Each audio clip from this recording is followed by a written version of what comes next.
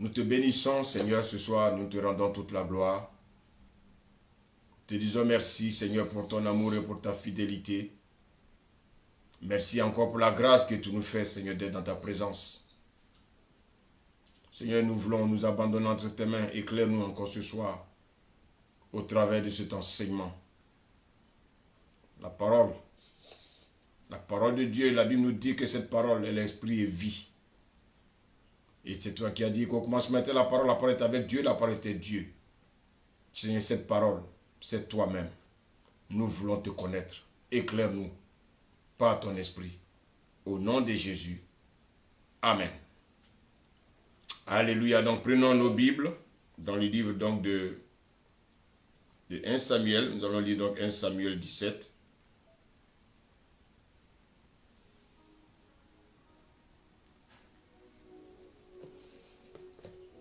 1 Samuel 17, à partir du verset 12, je lis la parole de Dieu. Or, David était fils de ce Éphratien de Bethléem de Juda, nommé Isaïe, qui avait 8 fils, et qui du temps de Saoul était vieux, avancé en âge. Les 3 fils aînés d'Isaïe avaient suivi Saoul à la guerre. Le premier-né de ces 3 fils qui étaient partis pour la guerre s'appelait Eliab, le second Abinadab et le troisième Shama. David était le plus jeune. Et lorsque les 3 aînés eurent suivi Saoul, David s'en alla chez Saoul et revint à Bethléem pour faire paître les brebis de son père. Voici l'histoire, bien-aimée, d'un vainqueur. L'histoire d'un monsieur, d'un jeune, qui se prénomme David. David était dans une famille de 8 enfants. Et David est sorti, bien-aimé, il est sorti d'une union adultérienne.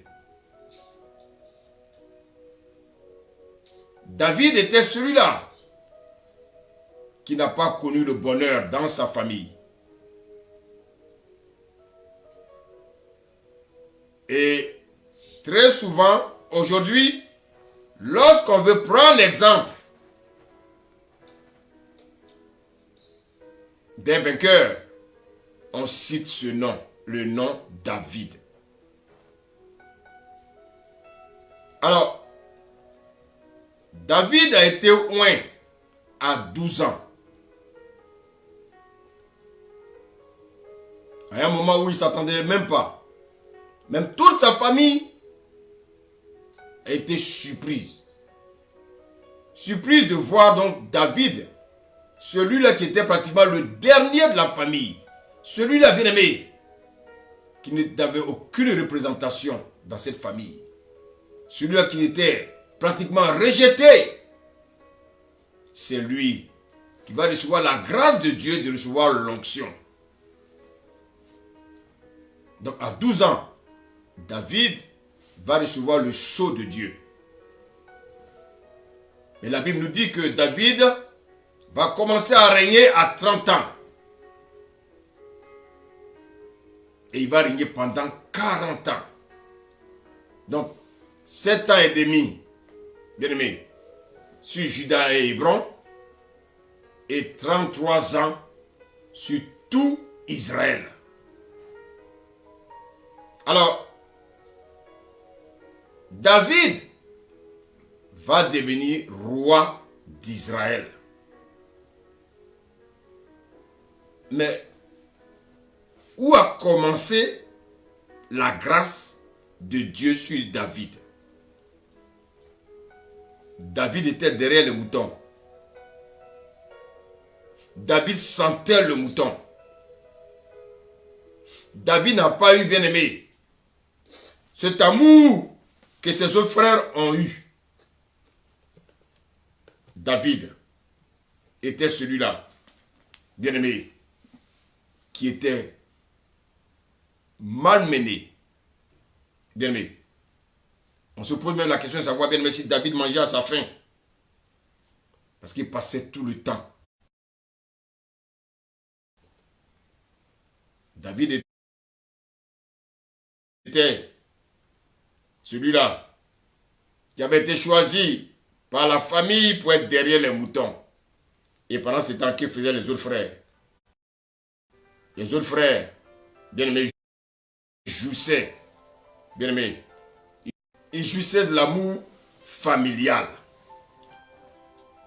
Alors, pour devenir roi, David va emprunter un chemin. David, pour devenir roi, bien-aimé, il devait passer par plusieurs étapes. Et sur le chemin de David, bien-aimé, David va rencontrer un homme qui s'appelle Goliath. Et je vais continuer la lecture. La Bible nous dit au verset 15, au verset 16, pardon. Le Philistin s'avançait matin et soir et se présenta pendant 40 jours. Isaïe dit à David son fils, prends pour tes frères ce tépha de grains rôtis et ces 10 pains et cours au champ vers tes frères. Porte aussi ces 10 fromages au chef de leurs milliers. Tu verras si tes frères se portent bien. Et si tu m'en donneras donc des nouvelles sûres.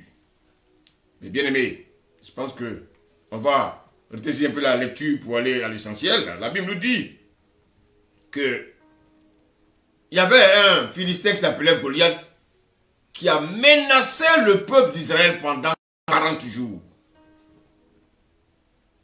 Et quand on lit au verset 23, la Bible dit, tandis qu'il parlait avec eux, voici le Philistin de Gath, nommé Goliath, s'avança entre les deux armées, hors des rangs des Philistins. Les mêmes discours que précédemment. Et David les entendit. My God. Oh oui, merci Seigneur. À la vue de cet homme, tous ceux d'Israël s'enfuirent devant lui et furent saisis d'une grande crainte. Chacun disait, avez-vous vu s'avancer cet homme? C'est pour jeter à Israël un défi qui s'est avancé. Si quelqu'un le tue, le roi le comblera de richesses. Il lui donnera sa fille et il affranchira la maison de son père en Israël. David était là, il a entendu cela. Gloire à Dieu. David dit aux hommes qui se trouvaient près de lui, que fera-t-on à celui qui tuera ce Philistin et qui ôtera l'opprobre de dessus Israël? Qui est donc ce Philistin? C'est incirconcis pour insulter l'armée du Dieu vivant. Je veux dire à quelqu'un ce soir qu'on ne devient pas vainqueur par hasard. Je veux également dire à quelqu'un ce soir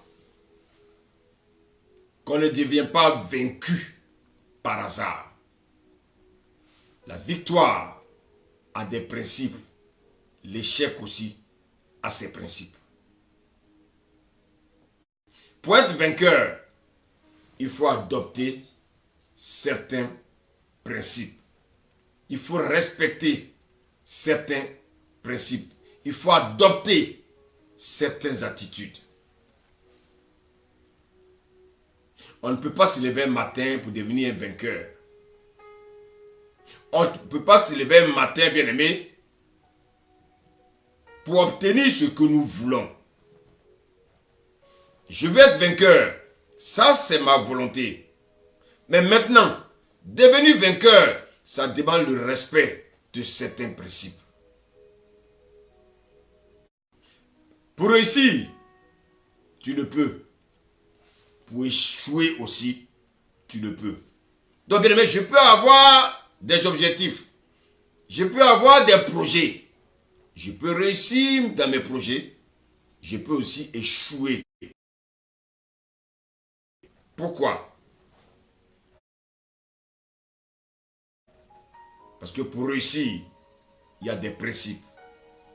Pour réussir, il y a un prix à payer. Pour échouer aussi, il y a des principes.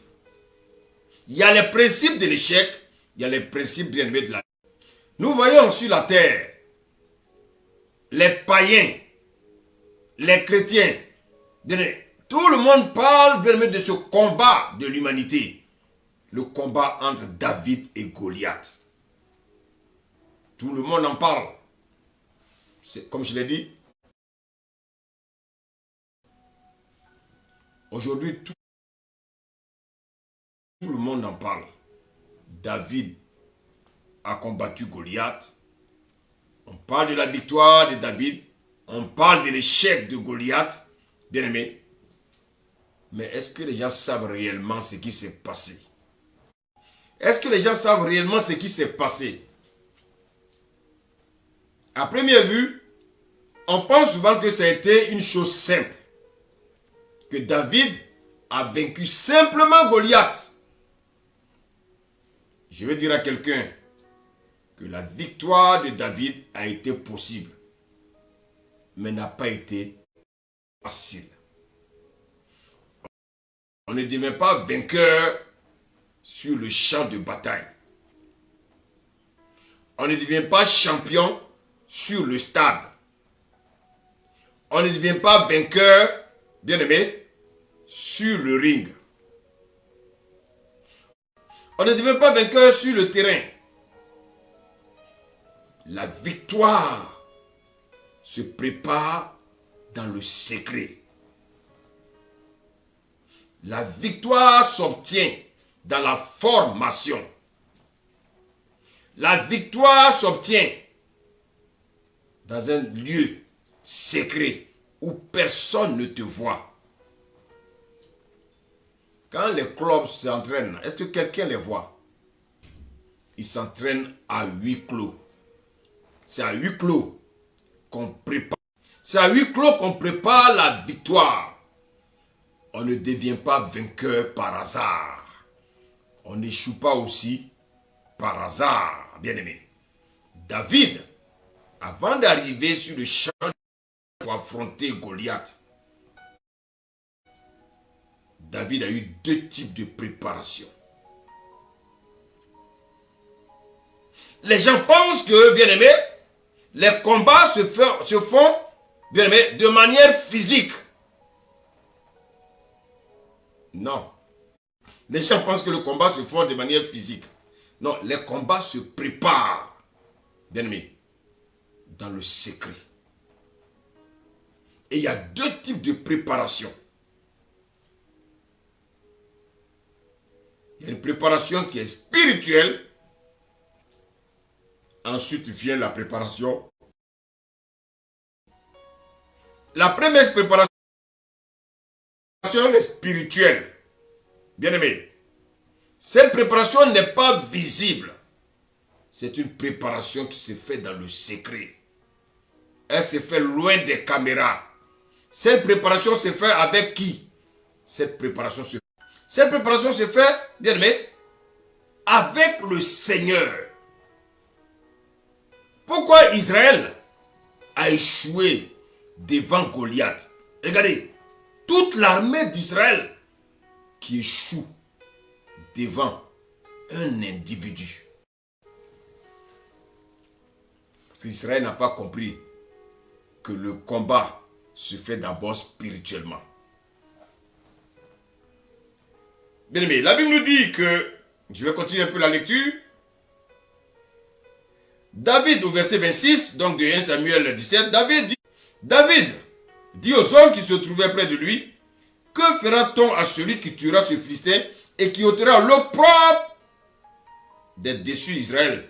Qui est donc ce Philistin, cet incirconcis, pour insulter l'armée du Dieu vivant? Bien aimé, les gens vont chercher à dissuader David. Non, tu es un enfant. Non, tu ne peux pas. Même toute l'armée n'a pas réussi à dissuader cet homme. Bien-aimé. Bien-aimé. Même Saoul, le roi, il va chercher à décourager David. Que lorsqu'on lit verset 31, lorsqu'on eut entendu les paroles prononcées par David, on les répéta devant Saoul qui le fit chercher. David dit à Saoul, que personne ne se décourage à cause de ce Philistin. Ton serviteur ira se battre avec lui. Oh my God, quel défi! Quel défi! David s'appuyait sur qui? L'armée d'Israël n'a pas pu combattre Goliath. Voici un enfant qui vient défier celui-là qui a l'armée. Sur quoi David s'appuie? Bien aimé. Sur quoi tu t'appuies devant une situation? Est-ce que, bien aimé, tu comptes sur tes propres forces? Sur quoi comptes-tu? Écoute le message. David n'a pas fait comme Israël. David s'appuyait sur quelqu'un. Israël s'appuyait sur sa propre force. Il s'appuyait sur ses armes. Mais David s'appuyait sur quelqu'un. Et regardez ce que le roi Saoul va dire à David. Tu ne peux pas aller te battre avec ce Philistin, car tu es un enfant. Et my God, David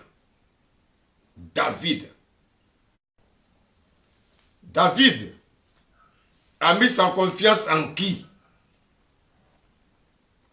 Israël a mis sa confiance aux armes. David, lui, il a mis sa confiance en l'Éternel des armées. Et regardez ce qu'il nous dit dans 1 Samuel 17 au verset 36. C'est ainsi que ton serviteur a terrassé le lion et l'ours, et il en sera du Philistin, de cet incirconcis, comme de l'un d'eux, car il a insulté l'armée du Dieu vivant. David dit encore, l'Éternel qui m'a délivré de la griffe du lion et de la patte de l'ours, me délivrera aussi de la main de ce Philistin. Et Saoul dit à David, va et que l'Éternel soit avec toi. My God.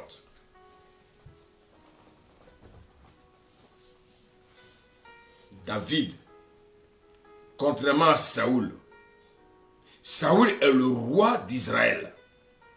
Saoul n'a pas compris que c'est Dieu qui l'a mis au pouvoir. Saoul, il met sa confiance à une armée. Mais le jeune David, qui a l'esprit de Dieu, qu'est-ce qu'il va faire? Lui va mettre sa confiance au Seigneur. Donc David est en train de dire ici, moi je mets ma confiance au Seigneur. Il dit, l'Éternel, Dieu est vivant. C'est lui qui m'a délivré, bien-aimé, de la griffe du lion et de la patte de l'ours. Écoutez-moi bien. David a compris que celui qui est intervenu dans son combat d'hier n'a pas changé. Les chrétiens ont eu des victoires avec le Seigneur. Mais lorsqu'ils sont devant une situation, ils commencent à douter. Lorsqu'ils traversent des moments difficiles, ils commencent à douter. Le même Dieu qui les a sortis des situations difficiles, ils oublient que ce même Dieu est encore vivant.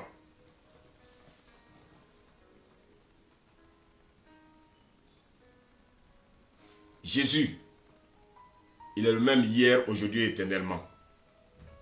Il ne change pas. Dans Malachie 3, verset 6, la Bible dit que Dieu ne change pas. Ce Dieu qui s'appelle Jésus, il n'a pas changé, il ne change pas. David a gardé la foi. David, quand il était derrière les moutons, lorsque les lions et les ours venaient, David ne comptait pas sur sa force. David comptait sur qui? Sur l'Éternel des armées. N'oubliez pas que David avait été oint par le Seigneur. Donc en David, il y avait le Saint-Esprit. Chrétien, comment se fait-il? Tu dis que tu as rencontré le Seigneur. Tu dis que tu as le Saint-Esprit. Et devant une situation, tu cherches des solutions humaines.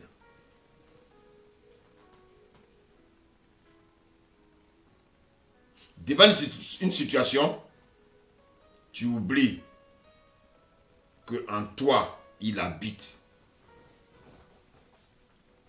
David a mis sa foi en qui? En Jésus-Christ. Bien-aimé, David, il a mis sa foi en Jésus-Christ. Dites-moi, pour obtenir un poste, on va te demander un diplôme. Or, comment faisons-nous pour obtenir un diplôme? Donc, qui dit diplôme? Le diplôme est précédé par une formation. David va passer par une formation. Regardez comment David le déclare à Saül. Il dit qu'il a confiance en Dieu.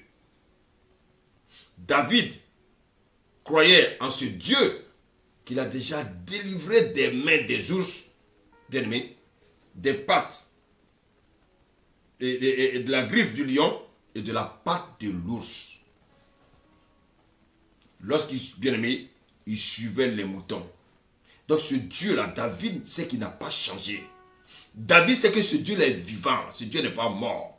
Mais les chrétiens d'aujourd'hui, demain, aujourd'hui, quand Dieu réalise des bonnes choses dans leur vie, ils acclament. Quand ils sont devant une situation, ils oublient déjà que Dieu les a déjà délivrés d'une situation difficile. Bien-aimé, toi qui m'écoutes, tu dis que tu as rencontré Jésus. Est-ce que tu l'as vraiment réellement rencontré? Parce que Jésus, c'est le Dieu des épreuves. Tu dis que tu as la foi, mais sache que cette foi sera éprouvée. Dieu te mettra à l'épreuve. L'épreuve permet de révéler la valeur de ta foi. La foi par les œuvres. David dit, mais Israël, mais roi Saül, comment pouvez-vous trembler devant cet incirconcis? Moi, je ne tremble pas devant cet incirconcis parce que je sais d'où je viens. Je sais en qui j'ai cru. Bien, mais toi, tu dis que tu as accepté Jésus, mais tu ne sais même pas en qui tu crois.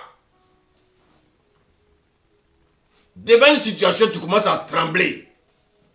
Devant une situation, tu oublies que Jésus t'a déjà sorti des situations difficiles. Oh my God, quel genre de chrétien es-tu? Les chrétiens, le jour, ils acclament Jésus. Les chrétiens, la nuit, ils blasphèment le nom de Jésus. Bien-aimé, si David a combattu un ours, si David a combattu un lion, David aura-t-il peur d'un homme? Ah non? Bien-aimé, si j'ai combattu des gorilles, un singe peut me faire peur? Non.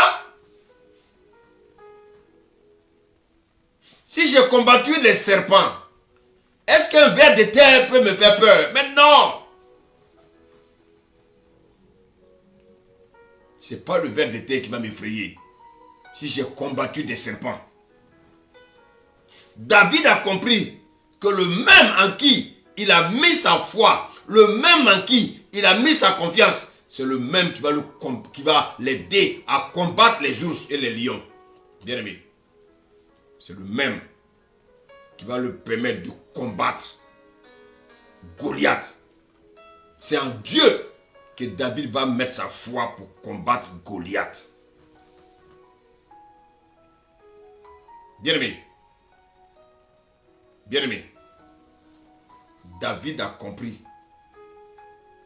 Pourquoi David a eu la victoire sur Goliath?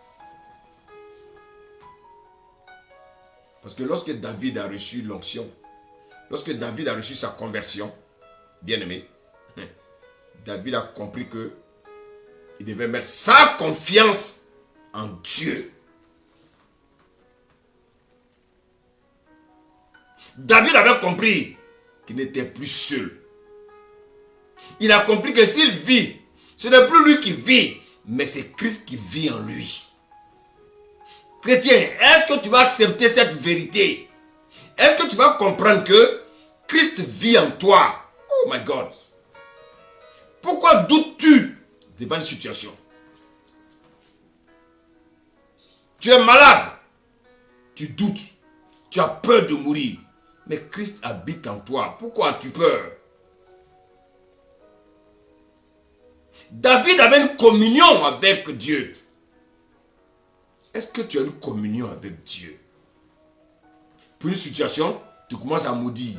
Pour une situation, tu commences à crier. Pour une situation, tu commences à pleurer. Pour une situation, tu commences bien à délirer. Pour une situation, tu commences à dire des paroles négatives. Bien-aimé, David a compris quand il a rencontré le Seigneur. Bien-aimé, il a compris, bien-aimé, et il a accepté que Dieu le mette dans son moule. Il a accepté que Dieu lui donne la forme que lui Dieu veut. Est-ce que tu acceptes que Dieu te mette dans son moule? Est-ce que tu acceptes que Dieu te forme comme il veut? Dieu veut te donner une forme et tu refuses. Dieu veut te donner une forme, tu refuses. Voici pourquoi, bien-aimé, tu n'es pas un vainqueur. À ta conversion, tu dois combattre ton moi. À ta conversion, tu dois combattre, bien-aimé, ta personnalité. Avec Dieu, on n'a plus de personnalité. À ta conversion, tu dois combattre ton homme animal. L'être animal là doit mourir. À ta conversion, commence à te séparer de lui.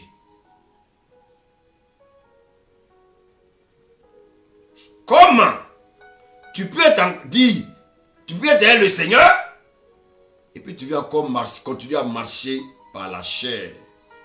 Bien-aimé, ça va être difficile pour toi. C'est à ta conversion que tu dois apprendre à obéir à Dieu. C'est à ta conversion que tu dois apprendre à te soumettre à la parole de Dieu. Mais tu dis que tu es converti, mais tu refuses de te soumettre à la parole de Dieu. Tu dis que tu es converti, tu veux adorer Dieu à ta manière. Tu dis que tu es converti, bien-aimé, tu n'as pas de vie de méditation. Tu dis que tu es converti, tu n'as pas de vie de prière. Tu dis que tu es converti, bien-aimé, tu n'as aucune communion avec le Seigneur. Et tu vas être un vainqueur. David avait compris ces choses. Lorsque David a reçu l'onction, David a compris que, bien-aimé, sa vie n'était plus pareille. David a compris, bien-aimé, qu'il devait mettre sa confiance à un homme. Il devait mettre sa confiance en qui? Il devait mettre sa confiance en Dieu. C'est à ta conversion que tu dois séparer les œufs de la chair, bien-aimé. Et à qui? À qui? Au fruit de l'esprit. Bien-aimé, écoute-moi bien. Tu ne peux pas être dans le Seigneur et puis continuer à vivre la vie du monde. Tu ne peux pas être dans le Seigneur et puis mettre ta confiance, bien-aimé, en ta chair. Parce que les œufs de la chair sont inimitiés, bien-aimé, aux œuvres de l'esprit. Il faut que tu comprennes cela. Car la chair a des désirs contraires à ceux de l'esprit. Lorsque tu acceptes de faire mourir ton moi, lorsque tu acceptes de faire mourir ta personnalité, lorsque tu acceptes de mettre ta foi en Dieu. C'est ça la formation spirituelle. Donc la formation spirituelle a pour but de développer ta foi en Jésus-Christ. Afin que plus tu es éprouvé, plus tu es plus près de Dieu. Dieu nous éprouve pour que nous soyons plus près de lui. Dieu nous éprouve pour que nous devenions des hommes surnaturels. Afin que devant une situation, tu continues à croire en ce Dieu-là.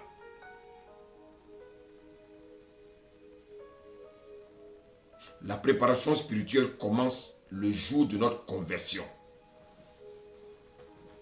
La Bible nous dit quoi? La Bible nous dit que ce qui nous fait triompher du monde, c'est notre foi en Christ. Ce n'est pas nos forces. Cette formation, David a appris ça où? Dans les champs, devant les ours et devant les lions. Je vous ai dit, bien aimé, que ce n'est pas le jour de la bataille que David a battu Goliath. David a une formation spirituelle dans les champs. Quand il était en brousse, David a une formation spirituelle. La formation spirituelle, c'est de croire en qui? De croire en Dieu. La formation spirituelle, c'est de connaître Dieu. La formation spirituelle, c'est de connaître et de vivre la parole de Dieu. Bien-aimé, aujourd'hui j'ai mal pour l'Église. L'Église ne cherche plus à marcher par la foi. L'Église ne cherche plus à consolider sa marche avec Christ par la foi. On ne veut pas mettre de l'ordre dans nos vies. On veut continuer à vivre la vie du monde. Bien-aimé, conforme-toi à Dieu. Ne te conforme pas au siècle présent, mais conforme-toi plutôt à Dieu. Bien-aimé, on veut avoir les faveurs de Dieu, mais on ne veut pas payer le prix. Si on ne veut pas payer le prix, bien-aimé, on n'aura rien et rien du tout. Et on va devenir aigri quand on va voir les frères prospérer. On va voir les frères ayant des vies transformées. On va être aigri. Écoute, le frère passe le temps aux enseignements. Le frère passe le temps dans la méditation de la parole. Et quand Dieu le bénit, tu es étonné. Non, bien-aimé, c'est simple. Il y a un seul chemin. La Bible dit dans Matthieu 6,33 de chercher premièrement le royaume et sa justice. Et bien aimé, écoute-moi. Si tu n'as pas le royaume de Dieu et si tu n'as pas la justice de Dieu, tu n'auras rien. Tu vas devenir un éternel aigri. Et un matin, tu vas renier Dieu. Je vois que Dieu ne m'aime pas. Non, c'est toi qui n'aimes pas Dieu. Dieu aime tout le monde.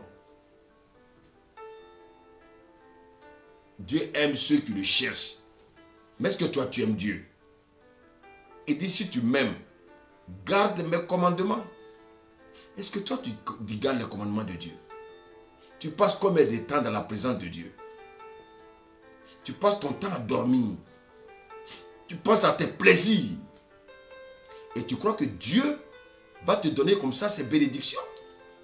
Pour tes beaux yeux? Non. Il dit de chercher premièrement le royaume. Ça veut dire quoi? Ça veut dire il faut apprendre à bâtir ton homme intérieur. Bien-aimé, il faut que ton homme intérieur croisse. Bien-aimé, quand David est arrivé, il a trouvé une armée. Il a trouvé l'armée d'Israël. Mais dans quelle posture David a-t-il trouvé l'armée d'Israël? Dans la peur, dans la tristesse. les hommes charnels, ils sont toujours dans la peur. Les hommes charnels, ils sont toujours dans la tristesse. Pourtant, ils disent qu'ils connaissent Dieu. Beaucoup d'hommes charnels sont dans nos églises. Ils ne sont pas encore passés par la formation spirituelle. Bien aimé. Prenez l'exemple d'Israël dans le désert. Pourquoi sont-ils tous morts?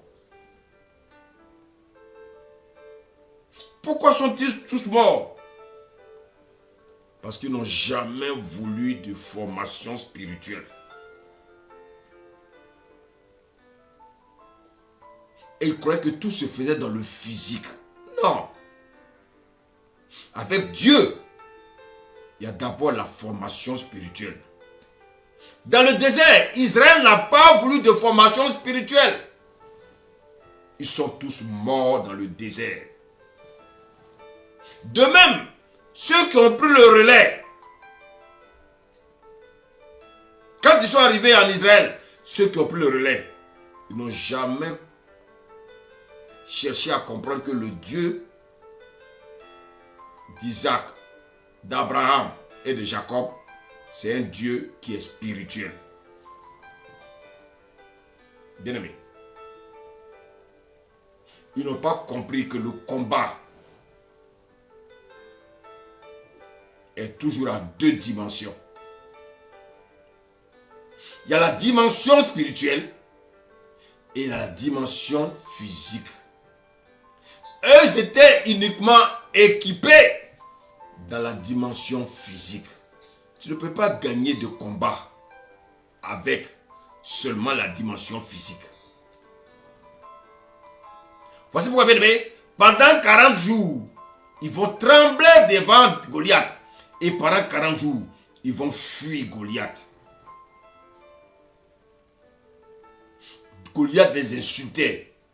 Personne ne pouvait broncher.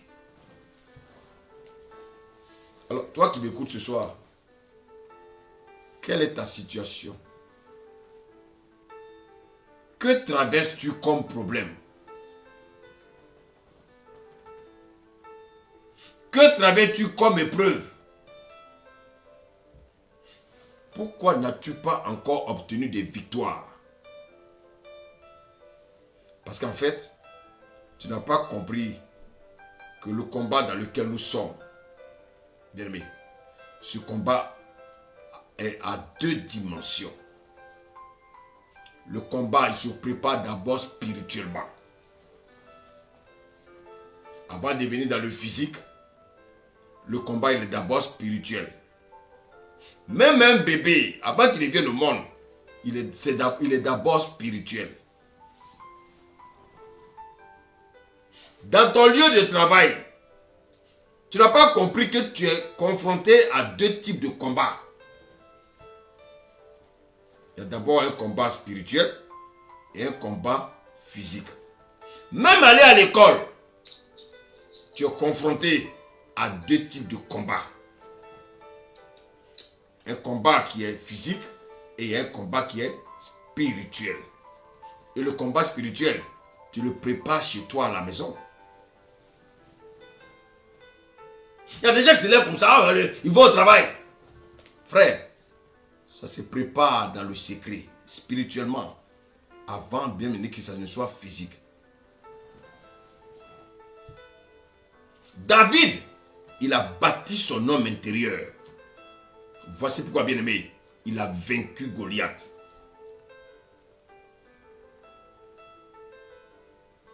Toi, tu ne combats pas spirituellement. Tu t'en fous des choses spirituelles. Et pourtant, tu te dis que tu es enfant de Dieu.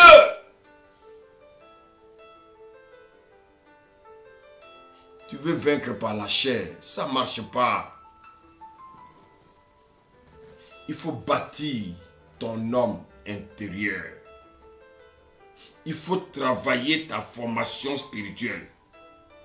Bien aimé, si tu veux que ton plan se réalise, bien aimé, tu dois d'abord travailler ton homme intérieur. C'est-à-dire que tu dois passer à la formation spirituelle. Maintenant, comment travaille-t-on, bien aimé, son homme intérieur?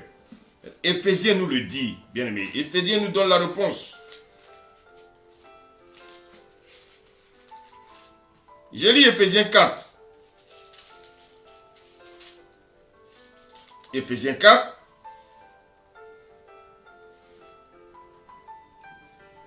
Regardez ce que l'Éphésiens nous dit au verset 20.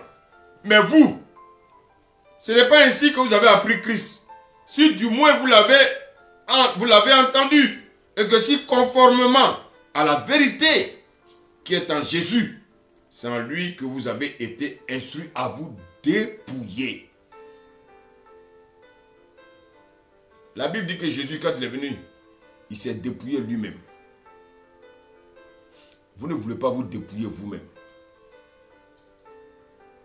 Voici que bien aimé, vous êtes des vaincus. Eu égard à votre vie passée du vieil homme qui se corrompt par les convoitises trompeuses. Comment toi tu peux dire que tu es né de nouveau et puis tu as encore les vieux vêtements? Quand on est né de nouveau, on porte maintenant, bien aimé, une robe blanche. Tu es encore dans des vieux vêtements. Le vêtement blanc, c'est Christ. Un vêtement pur. Mais tu es encore dans des vêtements, bien aimés, qui sont souillés. Les vêtements que tu as portés dans le monde, tu les portes encore, alors que tu es en Christ. Quand on vient en Christ, on porte des vêtements blancs. L'image de Christ. Bien-aimé, tu dois porter le vêtement de Christ. La Bible nous dit ici, eu égard à votre vie passée du vieil homme qui se corrompt par les convoitises trompeuses, à être renouvelé dans l'esprit de votre intelligence. Le renouvellement de l'intelligence. Comment ça se fait? Et à revêtir l'homme nouveau. S'il y a un homme nouveau, ça veut dire qu'il y a un homme ancien. Bien aimé, écoute-moi. Tu ne peux pas être en même temps un homme nouveau et puis un homme ancien. Quand David a été oint, il est devenu un homme nouveau. Voici pourquoi, bien aimé, il a vaincu Goliath. David ne portait plus maintenant, bien aimé, les armes physiques. David, il combattait maintenant avec les armes spirituelles. Le combat, il est d'abord dans le spirituel. Des chrétiens qui veulent combattre dans le physique, c'est impossible. Parce que le combat, il faut le vaincre d'abord dans le spirituel. Aujourd'hui, on nous parle, bien aimé, de l'arrivée de l'Antéchrist. Mais l'Antéchrist, qu'est-ce qu'il est en train de faire? Il est en train de préparer sa venue dans le spirituel. Et les gens pensent que c'est un combat physique. Non. Le combat, il est spirituel. Donc toi, en tant que chrétien, tu ne dois pas combattre l'Antéchrist dans le physique. Tu ne peux pas. Le combat, il se fait de manière spirituelle. Est-ce que tu as une vie de prière? Est-ce que tu as une vie de jeûne? Est-ce que tu as une vie de méditation? Non! Et tu veux vaincre qui?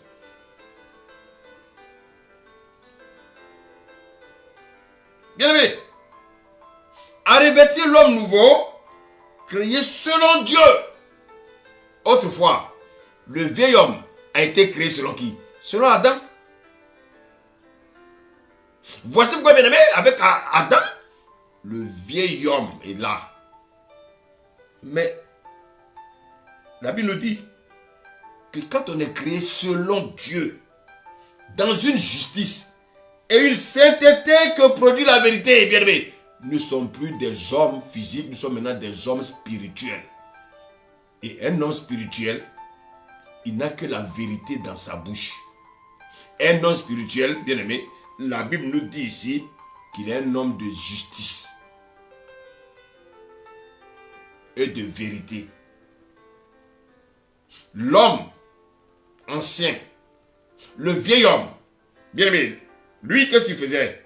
Il est créé selon Adam, dans une injustice et dans une souillure. Mais quand on est en Christ, la Bible dit qu'on est créé selon Dieu, dans une justice et une sainteté que produit la vérité. Alors que le vieil homme bien-aimé, il est créé selon Adam, dans une injustice et dans une souillure qui produit quoi? Qui produit le mensonge.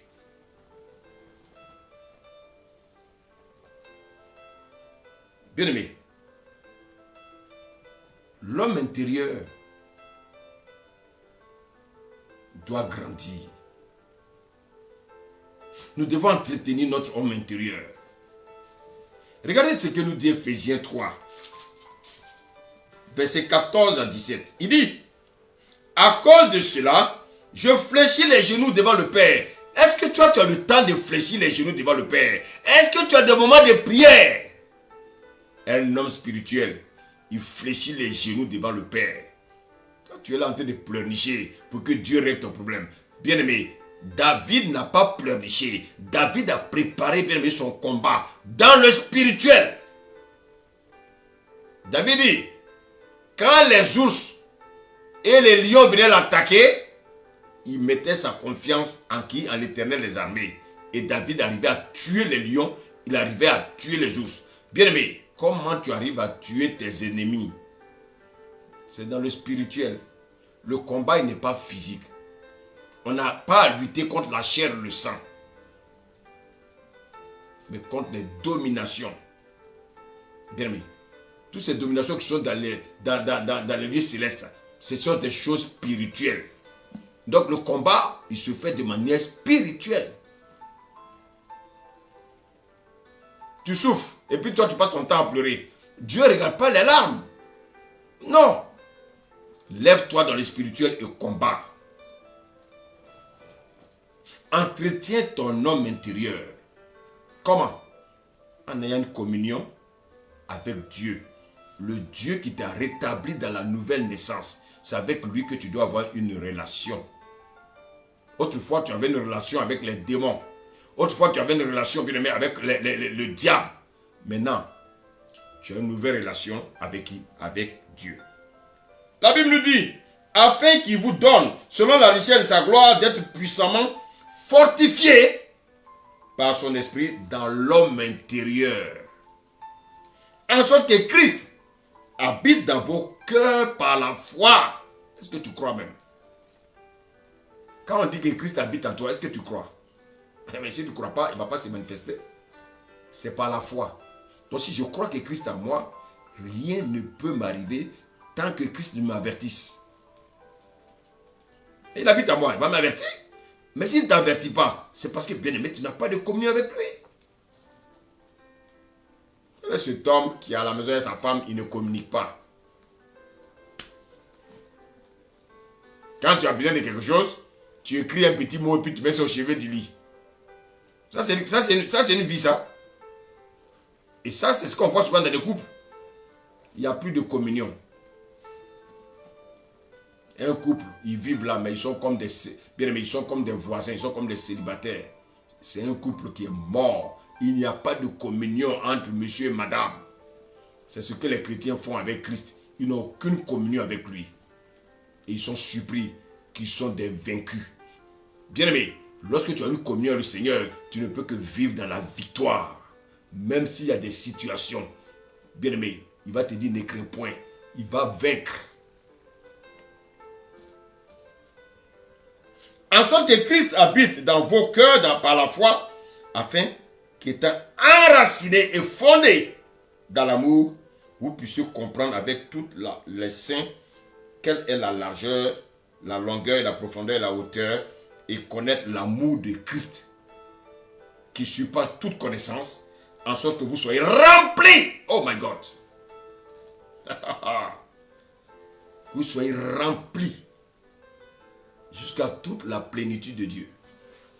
Jésus avait toute la plénitude de Dieu. Donc la volonté de Dieu, c'est que nous ayons aussi cette même plénitude de Dieu là en nous. Mais regarde, toi, si ton homme intérieur est comme ça, il ne cherche pas à grandir, comment tu peux être un vainqueur? Oh, l'homme intérieur va grandir lorsque tu vas méditer la parole. Tu auras une vie de prière. Tu reviens du travail, tu dors. Tu n'as pas le temps. On te dit, il y a enseignement, ça ne t'intéresse pas. Tu trouves des arguments et tu dors. Et puis tu veux être victorieux. Ça va être compliqué. Les démons t'attaquent tous les jours. Les démons t'attaquent. Toi, tu n'es pas conscient de ta situation. Tu dors.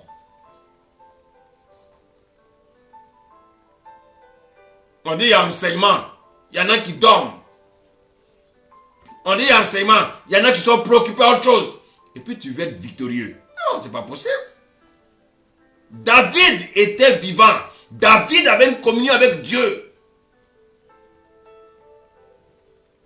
Bien-aimé. Bien-aimé. L'homme intérieur a besoin d'être fortifié. C'est ce que David avait compris. David avait compris que son homme intérieur avait besoin d'être fortifié quand il a reçu l'onction. L'onction, c'est quoi? C'est le Saint-Esprit. Bien-aimé. Bien-aimé. Tu veux être victorieux. Tu veux être victorieux. Sache qu'il y a deux combats. Sache qu'il y a deux formations. Une formation qui est d'abord spirituelle. Il y a une formation qui est physique. Mais tu ne peux pas tu ne peux pas être vainqueur dans le physique tant que tu n'as pas vaincu dans le spirituel. Quel que soit le domaine, que ce soit les démons, que ce soit bien aimé dans ton lieu de travail, que ce soit à l'école, que ce soit, je ne sais pas, dans une famille quelconque, quelles que soient les attaques que tu as, le combat il se fait d'abord spirituellement. Ce n'est pas le blabla, ce n'est pas le bavardage là qui va te donner la victoire. C'est la formation spirituelle. Le combat, il est d'abord spirituel. Nous n'avons pas à lutter contre la chair et le sang. La parole le dit. David, quand il est venu trouver l'armée d'Israël, il est venu trouver Saoul, ils étaient en train de combattre, bien aimé. Sinon la chair et le sang. David avait compris que pour vaincre Goliath, il ne fallait pas combattre selon la chair et le sang. Mais c'est un combat qui est spirituel. Tu veux être un vainqueur, fais comme David. Tout le monde dit, oh David, tout le monde chante. David a battu Goliath. David a combattu Goliath. David a vaincu Goliath. David a vaincu Goliath. Mais est-ce que vous savez comment le combat s'est passé? Ça n'a pas été d'abord un combat physique. Le combat, il a d'abord été spirituel. Israël avec toute son armée, avec les armes en poing, ils n'ont pas pu vaincre Goliath. Mais ils ne pouvaient pas réfléchir pour dire que, comment pouvoir vaincre cet homme-là? Il a fallu que le roi David, qui n'était pas encore roi, qui était derrière les moutons, qui a été oint par Dieu. Donc s'il a été oint par Dieu, ça veut dire qu'il a une communion avec Dieu. Donc Dieu lui parle. Mais les Saoul, ils passaient le temps à vivre dans le péché. L'armée d'Israël, ils ont rejeté Dieu. Parce qu'ils avaient les armes. David a dit, moi, David, je suis dans les champs. Les lions viennent. Mais dites-moi, David, il a 12 ans. Avec quoi il peut battre un lion? Avec quoi il peut battre des ours? Parce que David avait compris que quand il a reçu l'onction, Jésus habitait en lui. L'Esprit de Dieu habitait en lui. Donc ce n'est pas lui qui combattait les lions. Ce n'est pas lui qui combattait les ours, mais c'est l'esprit qui est en lui. Le lion de la tribu de Juda. Bien-aimé. Bien-aimé. Celui qui était le roi, le chef de l'armée d'Israël. Le vrai chef de l'armée d'Israël, c'est qui? C'est Dieu. David avait compris cela. David avait compris que toutes les victoires qu'il a obtenues, il le préparait dans le spirituel. Toi, tu ne prépares rien dans le spirituel. Et tu veux obtenir les choses facilement. Rien n'est facile sur la terre. Tout se prépare dans le spirituel. Toi, tu dis que tu es dans le Seigneur. Tes collègues vont voir leur patron dans les loges maçonniques. Les autres vont voir les bien-aimés, les féticheurs. Il y en a qui font des pratiques démoniaques. L'occultisme. Toi, tu dis que tu as le roi des rois, le seigneur des seigneurs. Et puis tu ne peux pas être vainqueur. Simplement parce que tu n'as pas de communion avec lui. Tu as une communion avec lui un jour dans la semaine. Tu n'as pas de communion avec lui. Celui qui est franc-maçon là, il a une communion tous les jours avec son maître franc-maçon. Le bouddhiste, il a une communion avec son maître bouddhiste chaque jour. Celui qui va voir bien aimé les féticheurs, il a une communion avec ses féticheurs tous les jours. Toi, tu as une communion avec le Seigneur une fois dans la semaine. Et puis tu vas être vainqueur. Oh, tu n'as rien compris. Tu vas être vainqueur. Le combat, il se prépare dans le spirituel. Et le spirituel, c'est d'être en communion avec le Seigneur tous les jours. Tous les jours, tu dois avoir enseignement. Tous les jours, tu dois méditer la parole. Tous les jours, tu dois être en prière. Sans cela que tu vas vaincre tes ennemis. Sinon, tu vas être un éternel vaincu. Écoute-moi bien. Il y a des principes pour être victorieux. Il y a aussi des principes pour être dans l'échec. Qu'est-ce que tu choisis? David a choisi les principes pour être victorieux. Voici quoi, bien-aimé, il a vaincu Goliath. Bien-aimé, ce soir, comprends que tu dois avoir une communion avec le Seigneur. Parce que le combat, il est d'abord spirituel, avant d'être physique. Le combat qui a eu, bien-aimé, la bataille qui a eu lieu entre David et Goliath, dans le lieu de bataille là, c'est pas sur le lieu de bataille que David a été victorieux. David a été victorieux dans le secret. Il a été victorieux quand il était en brousse. Lorsqu'il avait sa communion avec le Seigneur. C'est là que David a préparé ce combat-là. Tu veux être victorieux. Est-ce que tu veux être victorieux? Prépare le combat dans le spirituel. Le combat que tu crois être physique, certes, mais il se prépare d'abord dans le spirituel. Que le Seigneur vous bénisse et qu'il vous garde et que la grâce de Dieu soit sur vos vies. Et que ces enseignements, partagez-le pour que les gens comprennent que nous sommes dans un temps où, bien aimé, nous devons encore nous lever 2 fois plus que nous le faisons. Arrêtons de dormir parce que l'ennemi gagne du terrain.